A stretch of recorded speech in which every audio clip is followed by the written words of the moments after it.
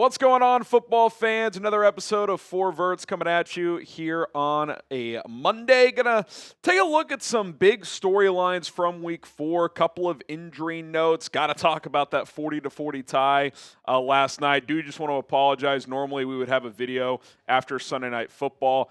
I was pretty wiped. My 2-year-old didn't have a great night, so it just didn't work out. But we're gonna touch on Cowboys-Packers today, plus some other takeaways from the weekend. And I will be back tonight with the video. Yes, I'm going to suffer through Jets, Dolphins, and Bengals, Broncos, because that's what we do, and that's our promise to you. So we will have a video after tonight's doubleheader. So if you want to support the show, if you want to join us for that, hit that subscribe button and never miss an episode. Okay, let's react a little bit to Packers, Cowboys, Green Bay 40, Dallas 40. Listen, if you're going to tie, at least have it be entertaining, and that is certainly what we got last night as Dak Prescott and Jordan Love were exchanging blow for blow in this one. I thought it's one of the better games Dak's played in a while. I mean, without CeeDee Lamb to complete more than 75% of his passes, well over 300 yards and 3 touchdowns, that was pretty darn impressive. They've been a pretty good running team this year. Javonte Williams had 85 yards on 20 carries. That's been a pleasant surprise from Brian Schottenheimer's offense. That running back room on paper going into the season of Javonte Williams, Miles Sanders, and Jaden Blue, who hasn't even been playing, was pretty underwhelming, but they've been able to stay pretty balanced. I think Dak's played pretty well this year, all things considered. George Pickens finally had that breakout. This is what they needed, right? With CeeDee Lamb going out with that ankle injury, they needed Pickens to step up, and he made big play after big play, had a couple of touchdowns, so I know that was nice to see for Cowboys fans in this one. Unfortunately for Dallas, the defense is still a major problem as Jordan Love was picking them apart as well. Like I said, these quarterbacks were just exchanging blows. And, the one thing you'll say about the defenses is each side forced a field goal in overtime and ended up being in a 40-40 tie. Kind of a weird situation at the end where it was like, should there be a second left? Should there not? But ultimately there was. And Green Bay opted to tie because, I mean, it's either throw the ball in the end zone for the 15 or settle for a tie, which is awkward to do, but a tie is better than a loss, and their chances of scoring a touchdown in that situation were very slim. So 40-40 was the result. I will say this, just kind of my early thought here was, we may have jumped on the Packers being a top contender a little early through the first 2 weeks. I mean, they smoked Detroit in week 1, which caught all of our attention. And then I don't even remember who Washington in week 2 they handled pretty easily. But then they go lose in Cleveland where they only scored 10 points. They tie at Dallas, give up 40 points defensively. I think especially defensively, it's like, oh, wow, has Micah made this a dominant defense? And last night, without CeeDee Lamb, they had no answers against Dallas. So that's not great for Green Bay. And we probably overreacted to their start a little bit. And we got to remember, the NFL is such a week-to-week league. I do think Green Bay is a pretty good team. We know Dallas offensively is formidable, but that defense has been a train wreck. So if you're Green Bay, Micah returning to Dallas, to not win that game, that's pretty disappointing. So a tie is better than a loss, but kind of feels like a loss this morning if you're a Packers fan. Who do you guys think is the best team in the NFC? I know it sounds weird to say because the Packers smoked the Lions in week 1. I think it's Detroit. Since week 1, they have been dominant. They dominated the Bears in week 2. They honestly ran away from the Ravens last week, who they have issues. We'll talk about them in a second. And then they handled the Browns easily yesterday. So Detroit, to me right now, feels like that team. Obviously, Philadelphia is undefeated. The Rams have been pretty good as well. But I think right now I've been most impressed by Detroit. All right, more reaction from week 4. Man, the Ravens are reeling. Not just in the win-loss column. They're now 1-3 and just got absolutely plastered by Kansas City. I mean, it was 37-13 before Baltimore got a garbage time touchdown late in the game. I mean, that was a demolition derby. I kind of had a feeling during the week when Mahomes was a home underdog. I'm like, I think they're going to win this game, the Chiefs. I did not think they were going to kick Baltimore's ass. I mean, the Ravens clearly have a lot of issues right now, which we'll talk about in a minute, but I think Mahomes has played pretty well this year. I mean, the raw stats coming into this game didn't look great, sub 60% completion, but been a lot of drops. Obviously, there's been a lot of injuries. I think he's played better than he has the last couple of years, and that was on full display yesterday, not only with the eye test, but also the stat line as well. 25 of 37, 270, and 4 touchdowns. I thought he was really good. Lamar against the Chiefs, just kind of the same story, right? I mean, it feels between the ears when he plays Kansas City. They are by far his worst opponent. He just cannot figure them out. I think he's 1-6 now, something like that, against Kansas City. He statistically does not perform. I mean, we all remember the AFC Championship game a couple years ago where he was throwing picks left and right. Now he's got this little hamstring issue. We didn't know if he just took himself out of the game. John Harbaugh said today he's questionable this week, but they got injuries everywhere. Nnamdi Madubuike out for the year with the neck injury. Roquan out multiple weeks with the hammy. Marlon Humphrey out multiple weeks. Ronnie Stanley left with a hamstring injury. Unclear what the left tackle status is. Nate Wiggins left with a calf injury. And that doesn't even include a couple other guys who are already injured heading into this game. Like, this thing is snowballing. And to me, kind of goes back to week 1. Remember, they're dominating Buffalo. They're just running through them. Derrick Henry fumbles. They choke that game. And even afterward, you're like, okay, like, not great to lose that game, but Baltimore's clearly one of the best teams in the league. Well, sure, they win the next game, but then Detroit runs away from them in their own building, and they just get smoked yesterday by Kansas City. And all of a sudden, you're 1-3. Injuries are piling up. I still think they're the best team in the AFC North, but you do have to win some games here. So, they were a trendy Super Bowl pick. Hell, I thought they were my pick to come out of the AFC this year, and I couldn't say that with any confidence right now. Madubuike being out for the year, that defense right now, I don't know how you replace him if you're the Ravens. So that is not great right now for Baltimore. A few other stories. Malik Nabers done for the year with the torn ACL. We knew this was coming, but it was official this morning. Schefter, Rappaport, they all had the news that it is a confirmed season-ending torn ACL. And what a kick in the gut if you're a Giants fan. I mean, Jackson Dart gets his first start. Wasn't perfect, but you beat the Chargers, who have been rolling. And you can't even fully celebrate and soak in the moment because you knew that Nabers was done. It wasn't confirmed until this morning, but that just sucks from like an emotional fan standpoint if you're a fan of that team.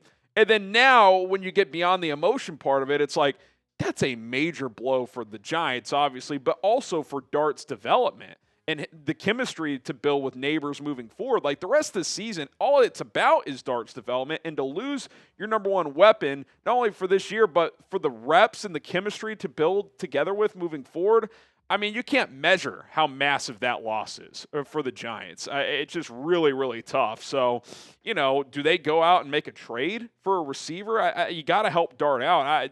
Putting him out there with Darius Slayton and, Wan'Dale Robinson as his top weapons, that's it's just so many angles here where it's just like it doesn't get more brutal. I mean, for the short term, for the long term, just a devastating injury for New York with Malik Nabers going down for the year. All right, more takeaways coming up in just a moment, but today's show is brought to you by Prize Picks. You and I make decisions every day. Being right on Prize Picks can get you paid. Don't miss any of the excitement this season on Prize Picks, where it's good to be right. I hit a nice 3-player lineup yesterday, and now I am back for more, as Prize Picks is the best daily fantasy sports app to earn money this football season. Follow other Prize Picks player, by the way, on the Prize Picks app, and copy their lineups in one click. How cool is that? Whether it's a friend, a celebrity partner, or just someone whose picks you like, hit the follow button and check out every lineup they create in the new feed tab on Prize Picks. The way Prize Picks works is simple. You just pick more or less on player stat projections on 2 to 6 player lineups, and you are good to go. For tonight, I've got a 3-player lineup of Justin Fields more than 14.5 rushing yards on his longest individual rush. So, in other words, if he has a 15-yard run or more, that will hit. Bo Nix, I like the more than 220.5 passing yards. This has got to be a get-right game for him in Denver. And then Jake Browning, the less than 217.5 passing yards. Get-right game for the Broncos defense as well. So that's my 3-player lineup tonight. $20 to win $120. Download the Prize Picks app today. Use our code CLNS to get $50 in lineups after you play your first $5 lineup. That's code CLNS to get $50 in lineups after you play your first $5 lineup. Prize Picks, it's good to be right. All right, let's go to Cam Ward and the Titans now, as they're now 0-4. And It's not a good sign, even though I respect and appreciate the honesty because we need more of that out of our athletes and coaches. But when your number one pick goes to the podium after a 26-0 loss and says, "We ass," you know you're in a bad spot as a team. I figured Houston would have a get-right game here. They're desperate. They're clearly more talented than Tennessee from a roster standpoint. I did not think that they'd pitch a shutout. I didn't think the Titans would be uncompetitive. Now, their defense battled for 3 quarters. It was 6-0 through 3 quarters, but 24th quarter points for Houston made it 26-0 final. I mean, Cam Ward in this game, 10 of 26 on the year. I mean, it's rough. Now, I think the first couple of games he was playing better than the stat line showed, and like Calvin Ridley's dropping balls, the protection's a disaster, and the pieces around him still aren't performing that well. But it kind of feels like he's almost regressed the last couple of weeks, and part of this is just life with a rookie quarterback, right? Especially on a roster that's not that talented, but.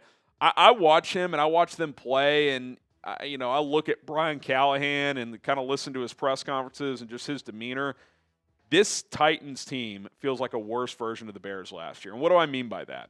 Well, you've got this really talented quarterback, not as talented as a Caleb Williams, but similar, kind of a big arm guy who can move, certainly capable. But you've got him on a team with a head coach who was a non-play calling OC for the Bengals. Kind of a Nepo coach, right? Like his dad's this famous offensive line coach, and somehow he gets the head coaching job for the Titans. He's already given up play calling. That really worked. Didn't even score a point this week. So it's a worse version because the Bears last year at least had some pieces offensively around Caleb that you felt decent about. I do feel good about a single piece around Cam Ward offensively. You have a couple okay players, but Calvin Ridley looks like a bum. Alec Aomanor looks like a good find, but in the 4th round, they can't run the ball with Pollard. It's just the O-line stinks. It's bad, man, and they feel like a poorly coached team. They really, really do. So I think we're going to look up the end of the year. I don't know if they fire Callahan midseason or after the year, but I think we all think that's coming. And we're going to be like, well, that was a waste of 1 year of his rookie contract. And like the Bears, they're going to go swinging for the best, probably offensive-minded coach they can get to help develop Cam Ward. I don't know who that is a month into the year. We'll see. But, it is rough sledding. I mean, you do wonder as this goes on, like how valuable are these reps even going to be for Cam Ward with him running for his life and just not playing well. So not good. I mean, you could argue this is the worst team in the league, and we all thought that was going to be the Saints coming into the year. What do you guys think? Is this the worst team in football, Tennessee Titans? Hard to say they're not. I mean, that was uncompetitive yesterday.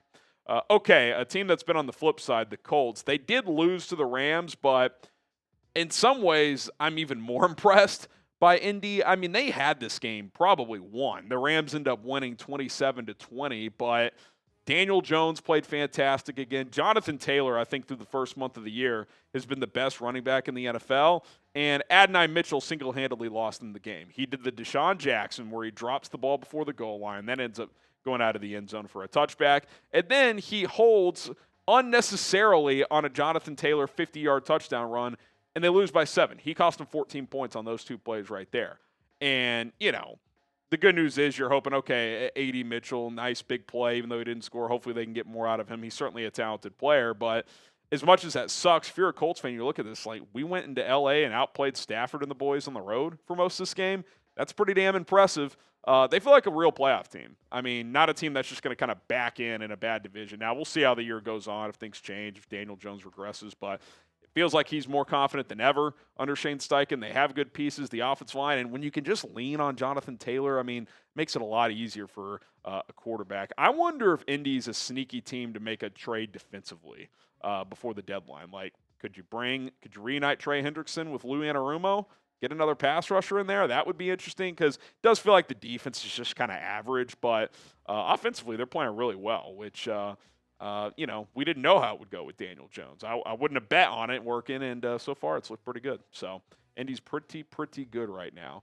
Okay, the Eagles are 4-0. They've had 4 close wins, but this A.J. Brown situation is starting to just feel weird. And, I've had a thought here for a while now, but let's just share what he put on his social media.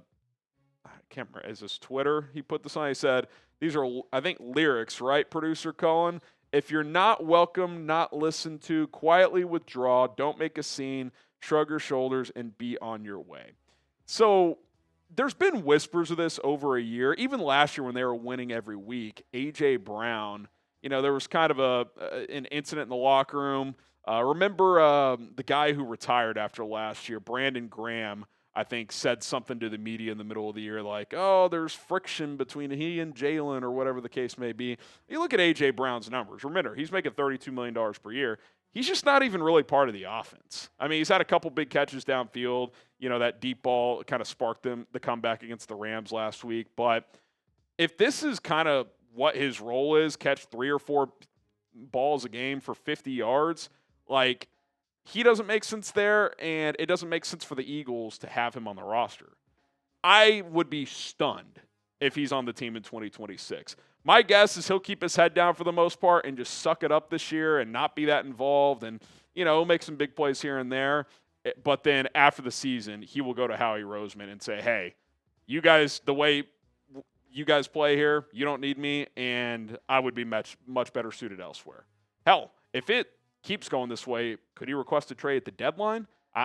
He's clearly not happy there. And listen, I think he was thrilled to get that Super Bowl last year, but now he wants to be part of an offense. And the Eagles, the way they play football, it doesn't make sense to have 2 receivers making over $25 million per year, him and Devontae Smith.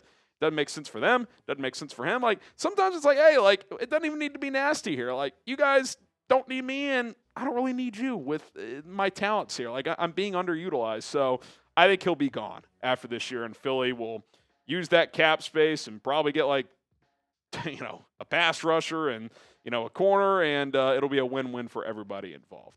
Should the Eagles trade A.J. Brown? Type Y for yes, type in for no. I don't think it happens at the deadline, but I do think after this year he will be in a different uniform. All right, that's going to do it for this edition of 4 Verts, some Week 4 reaction. Again, we will be back tonight with a Monday Night Football doubleheader reaction, little Jets, Dolphins, Bengals, and Broncos. So stay tuned for that. See you in a few hours, and we'll see you then. Hit that subscribe button.